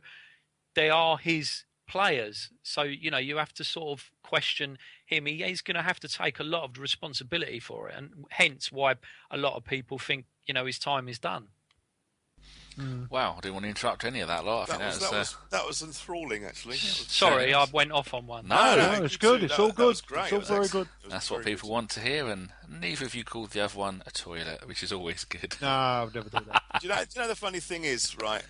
About a month ago, it was the first time ever I was accused of being a wob, and I really found it quite offensive, actually, because although I think it's time for a change, I've always classed wobs as those who kind of abuse the manager and really slag him off, and without any kind of logic. Yeah, put banners up and stuff like that, and I didn't want to be part of that group. And then I listened to another podcast called Footballistically Arsenal, which is hosted by Boyd Hilton. And if anyone hasn't listened to it, it's a really good listen. But Boyd's brilliant. He came out with he's an R-wob, which is a reasonable Wenger out brigade. I thought that's actually perfect. Actually, I'm an R-wob. With Wenger, I mean, Mark's summed it up brilliantly. I totally understand where Geoff comes from, I have to say. But for me, he's just got a little bit stale, and he's been a brilliant manager for the Arsenal. I don't know whether he'll get back to what he used to achieve, several years ago. And so for me, maybe it's time for a change now. I'm not saying this very second. I don't actually think that anything will change. I think he will finish his contract off in 2017, and I'm pretty sure that at the end of that contract, he'll probably leave the club or retire or whatever. But no, that was brilliant, Mark. Geoff, it was a good listen, that. My only thoughts on that is, would any other manager managing Arsenal have been able to compete with Man City and Chelsea, and to a lesser extent Man United, with all their money? I don't think so. If those three were the clubs they should be, it'd be us v Man United, and we probably would have won another 3 or 4 titles. Yeah, possibly. Yeah. Spot on, Danny. You're absolutely spot on. You pay peanuts, you get monkeys. You pay £12 million for Olivier Giroud. You have to persevere with him and hope he comes good. You're taking a bit of a punt. Whereas Man City, they can spend £30 million for a fourth choice a striker. Fourth choice striker in January, who will be put out on loan in July. There is the difference. You can take a chance. He played that. What's his name? Boney. Only. How many games has he played yeah. now? Has he played You one know, game? Two, one or two. I think he's one started, one sub, and he hasn't scored. I don't Blimey. think. And that's got- 30 million quid. Yeah. you got to take Jesus. everything into account. And I do understand where Mark comes from with regards to he hires and fires and everything else. But if you've only got £4 to go to work with, and all the rest of them have got £100, then it's hard. It's very, very difficult. No, and I understand that, Geoff. But it's kind of like we're coming out of that period of austerity now. We're booming like the Greek economy, and it's kind of we start now need to be seeing the difference. When you go out and you spend £42 million on one player, and then the next season. I mean, what did we spend this year? About 100 million quid on another load of players. And yes, we have had bad luck with injuries. Yet again, we've had some players that have been out of form, and we are competing against two clubs with virtually unlimited resources through benefactors, and one club with very healthy resources through the fact that they're the largest club in the world, and they're great commercial deals. But we've got to be showing signs of now of really pushing on, and I'm not seeing this season enough to convince me that even with the right players that Wenger will get them to do it, because it's not just about the right players, it's the motivational side of the game, it's the tactical side of the game. And that's what worries me, is every time we see something happen, like the City game, where we all thought, what a fantastic display from every single member of the team, and it looked a very disciplined, very controlled display. A couple of weeks later, we'll go and play Tottenham, and we'll play absolute dog shit. But that's not his fault, though, is it? How can he? It's the same setup and the same, ideas of play, similar type of tactics. One we was brilliant, and the other one we wasn't. It can sometimes be that the other time play a little bit better than you. Yeah, but you wouldn't say that Tottenham were a better team than Man City. I think on the day that was. Well, I wouldn't say City were very good when they played against us, and against us, Tottenham wanted it more. But what worries me is that you can see that things are not going our way, and it doesn't change anything. There's no rhyme or reason for some of the same stupid mistakes that we keep making. And when you keep making those mistakes, Geoff, you have to sort of look for the common cause amongst it all. And we've had various players make these mistakes over the years, but we've only had one manager.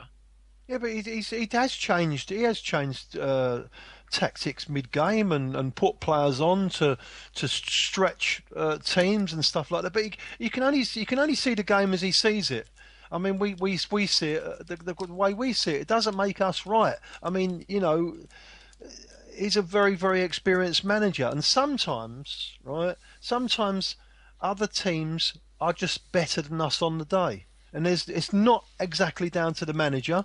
It's just if we don't play well, I mean, it's just shit happens. It's a very, very competitive Premier League, and that's what I mean. The results all the way. I mean, how Man United keep on winning, and the way they've been playing, I'll never know. But that's what happens. It's a competitive league.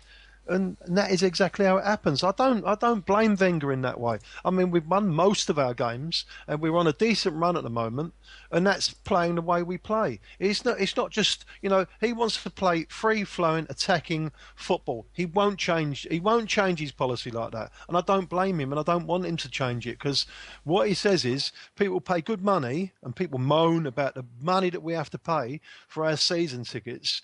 They want to be entertained. No, they do want to be entertained, and he wants to give entertainment out. He puts a team out there that he thinks he's capable of beating the other side. Sometimes it doesn't happen. That's football. Do you think he should do more during the game, though, Geoff? Because there is this thing where he just sits on the bench. He doesn't get up and do anything, and when things start falling apart, shouldn't he be going out there and changing a few things around? Because it doesn't seem to me that he does that anymore.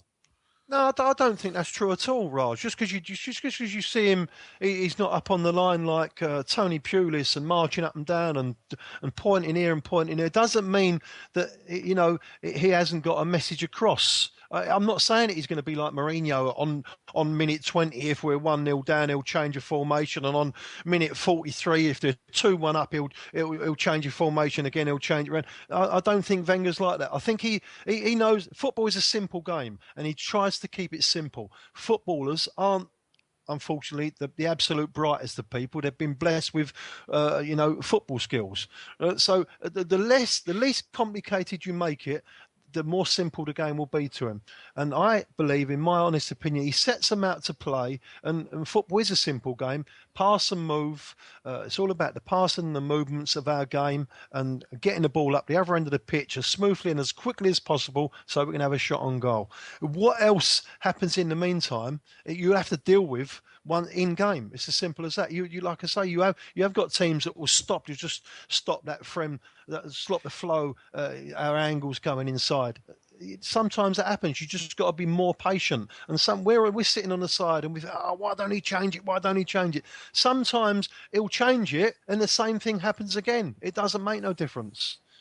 Yeah, but at least sometimes he just doesn't seem to be doing anything. No offence, Geoff. I think mentioning Pulis in that is just sort of it's not what people want. People don't want him to be acting like an idiot. Yeah, people don't want that. They just want to see a manager who appears, to be seeing that something is not working, and therefore he is going to get instruction out onto the field to his players to change how they're playing. Now, I know that in training you know who you're going to play. So generally speaking, as a manager, you would set your team up how we're going to play against them this week, and you'll practice it. You said against City that it was one of the first opportunities that we'd had a few days to get that team to work together in their units in the way that he wanted them to go and play at City. So he does that, but you can't, I'm sure as a manager, as intelligent and as experienced as he is, that he doesn't just have one way of doing it and think, this is all going to go to plan and everything will be fine and we'll win the game. He must think about, okay, well, what are we going to do if we go one down early doors? What are we going to do if we go down to 10 men? This is what coaches do. So why does he never seem to actually do that? I mean, his substitutions seem to be getting later and later. I mean, we all used to set our watch on 70 minutes. For the first sub and that, but now they seem to be even later and later, and some of them are a piss take. I mean, what was the point in him bringing on? Who was it come right on at the death last night? Welbeck. I mean, I just think, if he's trying to waste time, it's like, well, it's going to take 30 seconds to get him off, and the referee's going to add 30 seconds on for the substitution anyway, so it's pointless. But have you also thought about how much money that gets wasted in win bonuses? Does it count if you play, or whether you're on the subs bench, or have I got that wrong? If you're in the squad, you get the money. Okay. No idea, but I just don't see him coping nowadays with tactics and changing systems, changing a style of play, making substitutions that I think you need to in the modern game, and as a modern manager he's going to have to do to try and succeed at this level if he wants to compete. If it's as difficult for us to compete with City and Chelsea and United, as I keep being told it is because of the money, then I think he's going to have to up his game, and I'm not convinced that he's the manager that's going to be able to do that. But I've seen Per Mertesacker play up front for the last 10 minutes in previous games last season. Geoff, that's not a tactic. That's desperation. But if he thinks that we can win the game playing the way we play, right? You can't just change it every 10, 15 minutes just because it's not working, right? You carry on, and you believe in your team are going to create the chances you need to create to score the goals over a course of the time. Our game is pass and move, we'll wear them down, and eventually we'll create the openings, and then when you get the openings, you'll score the goals. You can't just give up because a team is set up to stop you playing like that. No, and I'm not just change. No, and I'm not suggesting like it's necessarily like that. It's sometimes when you see it's definitely not working, or it's deciding in a game. How many times do we have to watch the team be in a position in the game where you sort of think, you know what, take that, take the result as it stands now. And no, they won't do it. They'll fuck off up front again, and we'll let in another goal. Yeah, it's been happening for years. We were 4-2 up against Tottenham. Yeah, and all you want is to say to someone, yeah, you're a professional footballer. Do you know what? Take the ball into the fucking corner and sit on it. And just get a few throw-ins, maybe a corner, and keep it there. No, what do? We want to score a fifth goal. We lose the ball. It's 4-3. Oh, now we'll take it in the corner. No, maybe not. We'll lose it again and go 4-4. Last year at home to Dortmund, it keeps happening. He has seemingly no control over the team in terms of, when something happens and you've got a break in play to tell the team what to do. I just don't see him doing it. No, I don't agree with that. That Dortmund game last year when we went was it 1-0 then 1-1, or was it 1-0 and then we'd lost 2-0 with a late goal? I can't remember. What was the score of that Dortmund game? Was it 2-1? We were 1 down. 3-1. We got back to 1-1. I think we then went pushing and they broke and scored to win 2-1 right at the death. It's still a little bit similar to the Monaco game, but they scored more goals, didn't they? It was quite similar, wasn't it? Their last 2 goals was just ridiculous. Again, it's difficult. They scored in that Monaco game. They scored on a deflection, a little bit against the run of play. We had a good 15 minutes. They scored on a deflection. Bang, we're 1-0 down. Oh fuck! All right, what are we going to do? Instead of just like being calm, we've gone gung ho. Tried to get that goal back. Too eager to get that goal back, and then we conceded again. And again, we think, oh, it's on us now. We've definitely got to go gung ho. Instead of just being a little bit calmer. Right, all right, fair enough. Let's just play our way through it. We get a goal back, but then we do it again. It's about in-game management. Do you honestly think, Mark? Do you honestly think he says to the players, right, we're going to go 2-0 down. We're going to score a goal late to make it 2-1, to go out there with a 2-1. Go full blast. Let's go full blast. Don't worry about if we concede another goal. Of course he doesn't. Don't be stupid. Geoff, that's a ridiculous thing to ask. Well, it's not. It's true. No, it is, because I don't think he does that. But what I do think is, you're talking about the players' in-game management. Where's his in-game management? When we're in that game and it's late 3 minutes to go. Yeah, and we get back to 2-1. At 2-1 down, you think, right, you know what? We need 2 goals. We need to go to Monaco and win 2-1, 3-2. 2-0, 3-2. We go through. We'll take the 2-1. Yeah. So while we're celebrating that goal, getting the ball, I'll tell the players, nothing stupid. Let's not go disappearing. But these are highly paid. He doesn't do it. Yes, he is, mate. So why doesn't he tell them? You know what? I'll take 2-1. I don't want 3-1. So let's not worry too much. Let's not commit too many men. Let me explain. To the third goal. These are highly paid, highly capped international footballers that have played 3 times as many games at a top level than Arsene Wenger. When they get to this top level of football, they should not have to be told, with 3 minutes to go, 2-1 down, to sling 6 players ahead of the ball with 2 or 3 minutes to go. It is ridiculous. And he should not have to tell that. And it's just amazing how that happened. But again, it's all about, we're building a team, and eventually I think we'll build a team that is a little bit more savvy, a little bit less naive, because we are naive some of the time, and you see some of it and you think, Jesus Christ, why does this keep on happening? Until we get that sorted out, the defensive part of the game, we won't progress. Well, but we'll get there in the end. I understand what you're saying, mate, and as you and I always say, it's all about opinions, yeah. Yeah. And, I agree with a lot of what you say, and I disagree with it as well. And I think all right, if I'm saying the manager has to take a lot of responsibility. You're saying that the players have to. He's the man that buys those players. Buy some fucking cleverer players. But at the same time, Wenger has obviously got to take responsibility for it, because he's part of the team. It's the team that's got to take responsibility. But my point is that, you've got them boys that are on the pitch. They have got to be a little bit more savvy. They do know. They just lose a bit of concentration. And unfortunately, when you're buying 10 and 12 million pound players, there is that little bit that they have to work into to get up to that 30 million pound level. Manchester City and Chelsea are buying these 25 million pound and 30 million pound players. They've got to give that kind of money because they've got that already built in them. They've gone through that playing stage. I have players that he's took a punt on and he wants to nurture That's why they've cost 15 and 12 million pounds. That's the reason why. Oh, that was superb. Yeah, me and Raj are just been WhatsApping each other going, should we just leave them to get on with it? Yeah. But we've reached the hour and a half mark now. So what we want to do is go on a few yes-no questions because people have sent in some really good questions. Alex Orlando Cross. With Monreal having reached his peak and Gibbs being a defensive liability, do we now have to sign a left-back? Raj, yes or no? No. Geoff? No, wait. Mark? Not this summer. No, me neither. I think they're the perfect combination of different types of games. One will defend, one will attack. That's exactly what we need. Bruce Schooner says, when all right backs are fit, who starts? So if you put them in your order of Debuchy, Bellerin, Chambers, Mark. Debuchy. Then and Bellerin. Okay, Geoff? Yeah, the same. Raj? Yeah, Debuchy, Bellerin, Chambers. Yeah, same as me. Right, Carl says, at this moment, would you guys take second place and a trophyless season or outside top four in FA Cup? Go back to you again, Mark. Shit. Oh, that's a hard one. That I one. know it's silly because we can't pick, can we? What was the question again? If you take a trophyless season and second, or either finish second and win nothing, or FA Cup and outside the top four.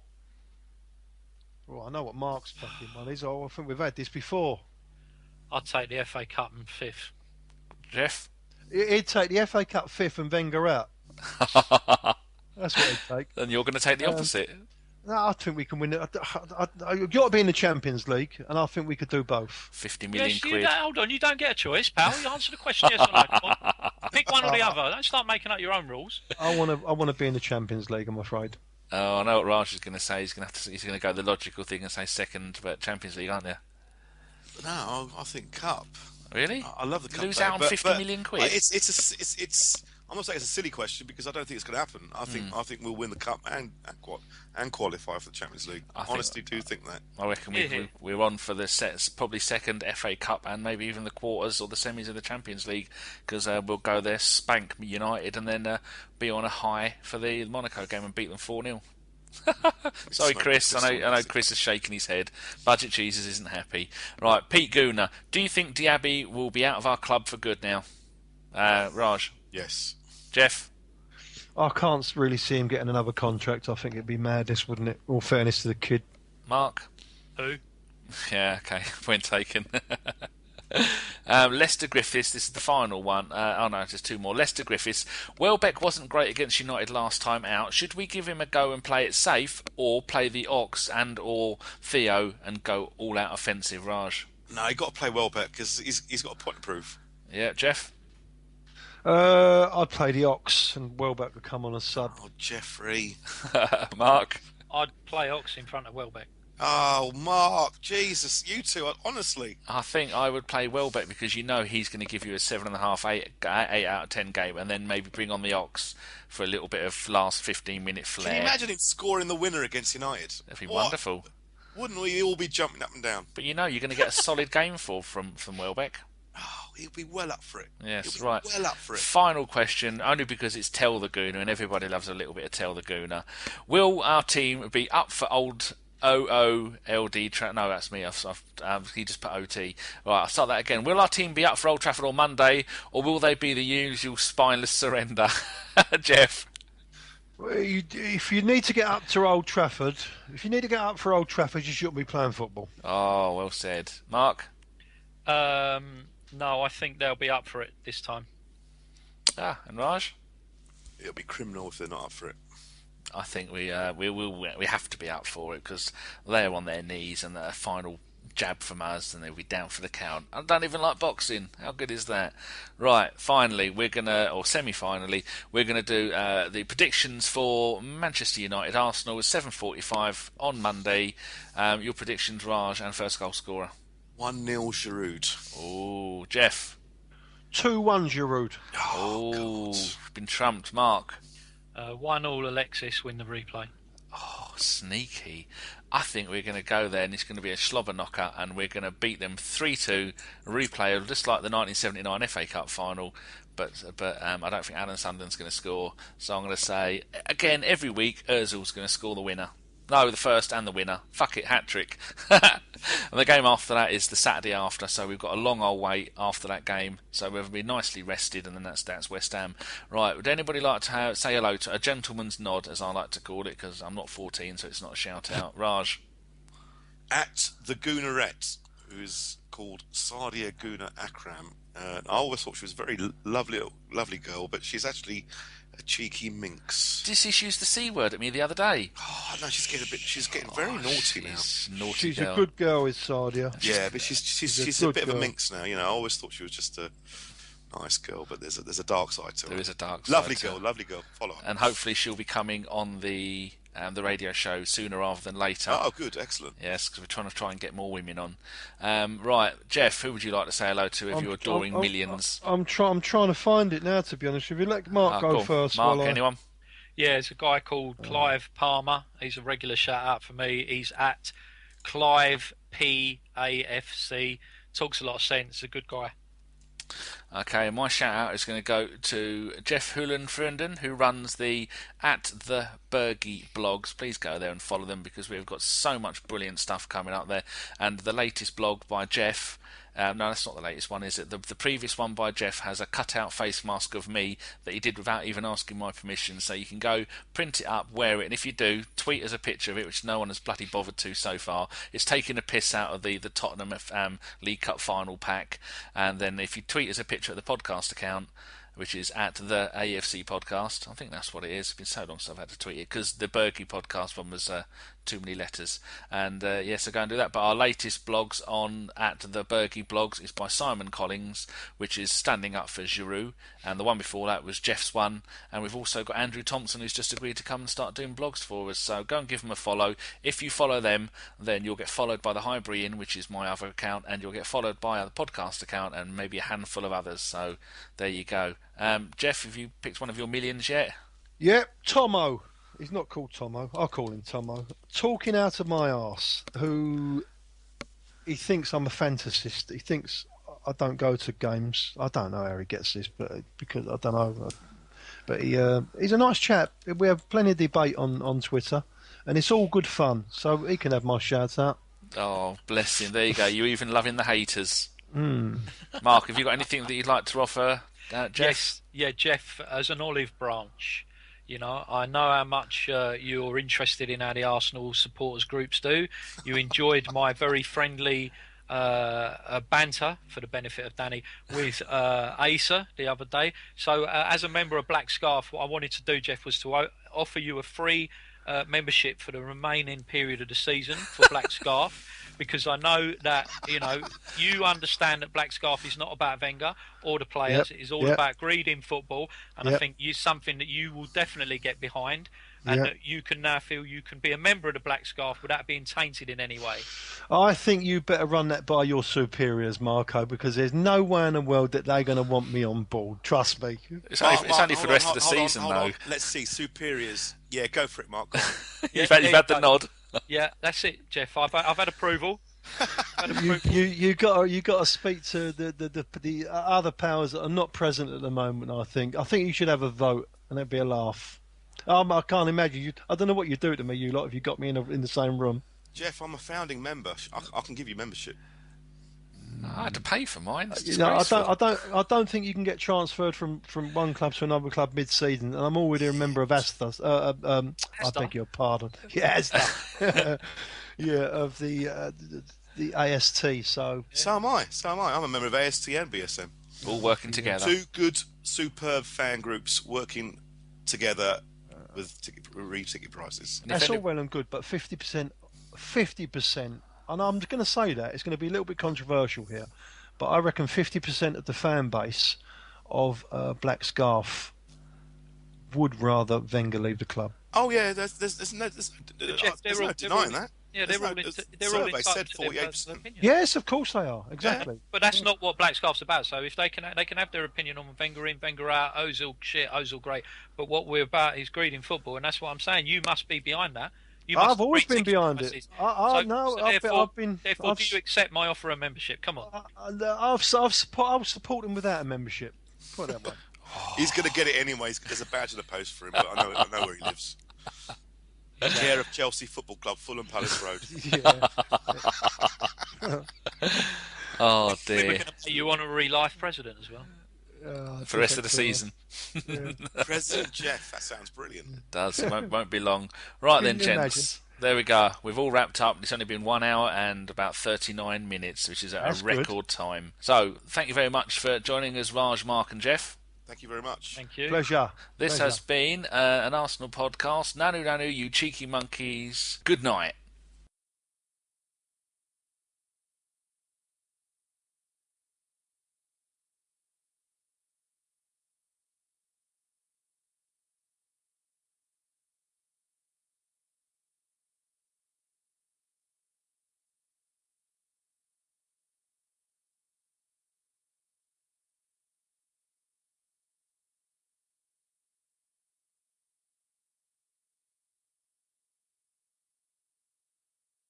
Talking about tonight, though, we've got one game.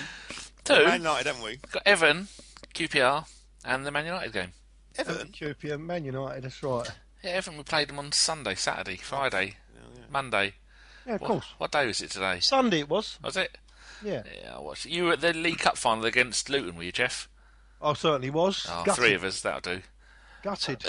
Oh, pardon me. That's fizzy Your water pardon? coming back to get me.